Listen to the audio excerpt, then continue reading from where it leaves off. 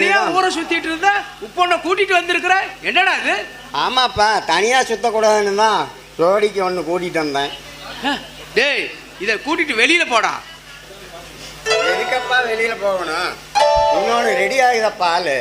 என்னடா சொல்ற? ஆமாங்க, இது உங்க பையனோட வாரிசு என் வயிற்றுல வளருது. வேணான்னா சொல்லுங்க, என்னால உங்க குடும்பம் குலைஞ்சு போக வேண்டாம். நானும் என் குழந்தை எங்கேயாவது போய் செத்து போறோம். ஏமா அப்படி சொல்லாதம்மா. என்னடா இந்த அம்மா உணருது? டேய் என்னப்பா, எங்களை மன்னிச்சுக்கிங்கப்பா. டேய் ராஜா, என்னடா பண்றது? நான் இப்போவும் மாதிரி இருந்தா நான் உங்களை மன்னிக்க மாட்டேன். இப்போ ஜாதி, மதம், அந்தஸ்து, கௌரவம் எல்லாத்தையுமே விட்டுட்டேன்டா.